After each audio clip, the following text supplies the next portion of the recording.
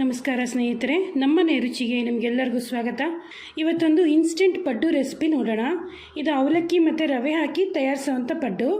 ಕೇವಲ ಅರ್ಧ ಗಂಟೆಯಲ್ಲೇ ತಯಾರಿಸ್ಕೋಬೋದು. ತುಂಬ ರುಚಿಯಾಗಿರುತ್ತೆ, ಸಖತ್ ಸಾಫ್ಟಾಗಿ ಚೆನ್ನಾಗಿ ಬರುತ್ತೆ.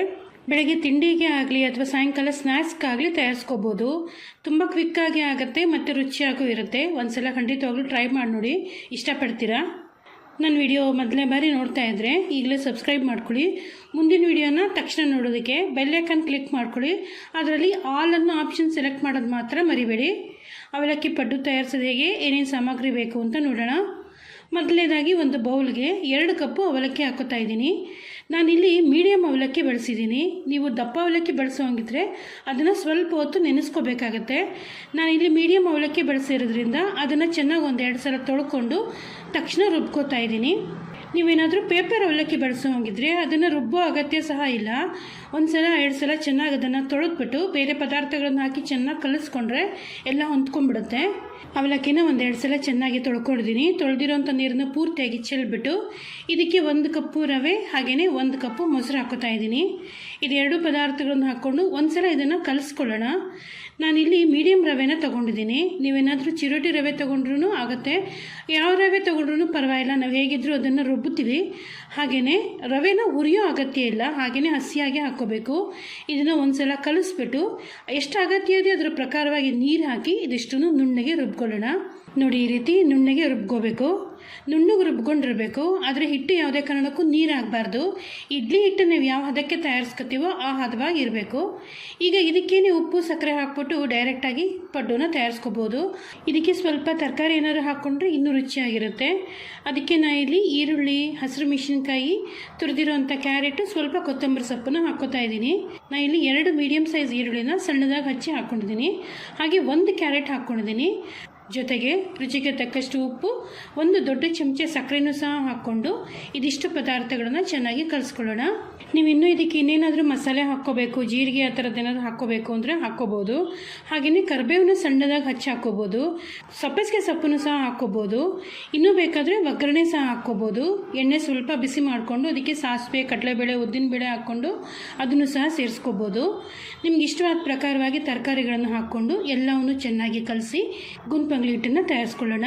1 ಸಲ ಹಿಟ್ಟನ್ನು ಚೆನ್ನಾಗಿ ಕಲಿಸ್ಕೊಂಡ್ಮೇಲೆ ಇದನ್ನು ಒಂದು 10 ನಿಮಿಷ ನೆನೆಯೋಕೆ ಬಿಟ್ಬಿಡೋಣ. ಇದನ್ನು ಸ್ವಲ್ಪ ಹೊತ್ತು ನೆನೆದ ಮೇಲೆ ಕೊನೆಯದಾಗಿ ಇದಕ್ಕೆ ಅರ್ಧ ಚಿಕ್ಕ ಚಮಚ ಅಡುಗೆ ಸೋಡಾ ಹಾಕ್ಕೊಂಡು ಇದ್ರ ಮೇಲೆ ಒಂದೇ ಚೂರು ನೀರು ಹಾಕಿ ಎಲ್ಲವನ್ನು ಚೆನ್ನಾಗಿ ಕಲಿಸ್ಕೊಳ್ಳೋಣ. ಅಡುಗೆ ಸೋಡಾ ಹಾಕ್ಕೊಂಡ್ಮೇಲೆ ಹಿಟ್ಟನ್ನು ಇಡಕ್ಕೆ ಹೋಗಬಾರ್ದು. ಅಡುಗೆ ಸೋಡಾ ಹಾಕಿದ್ಮೇಲೆ ತಕ್ಷಣ ಗುಂಪಂಗ್ಲನ್ನ ಅಂದರೆ ಪಡ್ಡುನ ತಯಾರಿಸ್ಕೋಬೇಕು. ನೋಡಿ, ಪಡ್ಡು ಹಿಟ್ಟು ರೆಡಿಯಾಗಿದೆ. ತುಂಬ ಗಟ್ಟಿಯಾಗೂ ಇರಬಾರ್ದು, ತುಂಬ ನೀರಾಗೂ ಇರಬಾರ್ದು. ನಾನು ಈ ಟೈಮಲ್ಲಿ ಆಗ್ಲೇ ಪಡ್ಡು ಹಂಚನ್ನು ಬಿಸಿಗೆ ಇಟ್ಕೊಂಡಿದ್ದೆ. ಇದಕ್ಕೆ ಸ್ವಲ್ಪ ಎಲ್ಲದಕ್ಕೂ ಎಣ್ಣೆ ಹಾಕ್ಕೊಂಡು ಹಿಟ್ಟನ್ನು ಹಾಕ್ಕೊಳ್ಳೋಣ. ಈ ರೀತಿ ಸ್ವಲ್ಪ ಎಣ್ಣೆ ಹಾಕ್ಕೊಂಡ್ಮೇಲೆ ಎಣ್ಣೆ ಒಂದು ಸ್ವಲ್ಪ ಬಿಸಿ ಆಗಬಿಟ್ಟು ಆಮೇಲೆ ತಯಾರಿಸಿರೋಂಥ ಹಿಟ್ಟಲ್ಲಿ ಸ್ವಲ್ಪ ಹಿಟ್ಟನ್ನು ಸಹ ಹಾಕ್ಕೊಳ್ಳೋಣ. ಈ ರೀತಿ ಎಲ್ಲ ಗುಂಪಂಗ್ಲು ಕ್ಯಾವಿಟಿಗೂ ಹಿಟ್ಟನ್ನು ಹಾಕ್ಕೊಂಡು ಮುಚ್ಚಿಟ್ಬಿಟ್ಟು ಲೋ ಫ್ಲೇಮಲ್ಲಿ ಸ್ವಲ್ಪ ಹೊತ್ತು ಬೇಯಿಸ್ಕೊಳ್ಳೋಣ. ಇದು ಒಂದು ಕಡೆ ಬೇಯಲಿ. ಇದು ಒಂದು ಕಡೆ 1 ಸಲ ಬೆಂದ ಮೇಲೆ ಹುಷಾರಾಗಿ ಇದನ್ನು ತಿರುವು ಹಾಕ್ಕೊಂಡು ಇನ್ನೊಂದು ಕಡೆನೂ ಬೇಯಿಸ್ಕೊಳ್ಳೋಣ. ಇದು ಅವಲಕ್ಕಿ ಹಾಕಿ ತಯಾರಿಸಿರೋದ್ರಿಂದ ತುಂಬ ಮೃದುವಾಗಿರುತ್ತೆ. ಅದರಿಂದಾಗಿ ಮುರಿದೇ ಇರೋ ರೀತಿ ಹುಷಾರಾಗಿ ಎಲ್ಲ ಒಂದು ತಿರುವು ಹಾಕ್ಬಿಟ್ಟು ಮತ್ತೆ ಇನ್ನೊಂದು ಸ್ವಲ್ಪ ಎಣ್ಣೆ ಹಾಕ್ಕೊಳ್ಳೋಣ. ಮತ್ತೆ ಎಲ್ಲದಕ್ಕೂ ಸ್ವಲ್ಪ ಎಣ್ಣೆ ಹಾಕ್ಕೊಂಡು ಇನ್ನೊಂದು ಕಡೆನೂ ಚೆನ್ನಾಗಿ ಬೇಯಿಸ್ಕೊಳ್ಳೋಣ. 1 ಸಲ 2 ಕಡೆನೂ ಚೆನ್ನಾಗಿ ಗರಿ ಆಗೋ ರೀತಿ ಬೆಂದ ಮೇಲೆ ಎಲ್ಲ ಪಡ್ಡುಗಳನ್ನು ಒಂದೊಂದಾಗಿ ತೆಗೆದು ಒಂದು ತಟ್ಟೆಗೆ ಹಾಕ್ಕೊಳ್ಳೋಣ.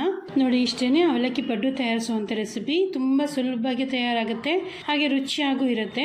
ತಯಾರಾಗಿದ್ದ ಪಡ್ಡುಗಳೆಲ್ಲವನ್ನು ತೆಗೆದು ತಟ್ಟೆಗೆ ಹಾಕ್ಕೊಂಡ್ಮೇಲೆ ಮತ್ತೆ ಉಳಿದಿರೋಂಥ ಹಿಟ್ಟಲ್ಲೂ ಇದೇ ರೀತಿಯೇ ಸ್ವಲ್ಪ ಎಣ್ಣೆ ಹಾಕ್ಕೊಂಡು ಸ್ವಲ್ಪ ಹಿಟ್ಟನ್ನು ಹಾಕ್ಕೊಂಡು ಬ್ಯಾಚಸ್ಸಲ್ಲಿ ಎಷ್ಟು ಬೇಕೋ ಅಷ್ಟು ಪ್ರಕಾರವಾಗಿ ಪಡ್ಡು ತಯಾರಿಸ್ಕೊಳ್ಳೋದು.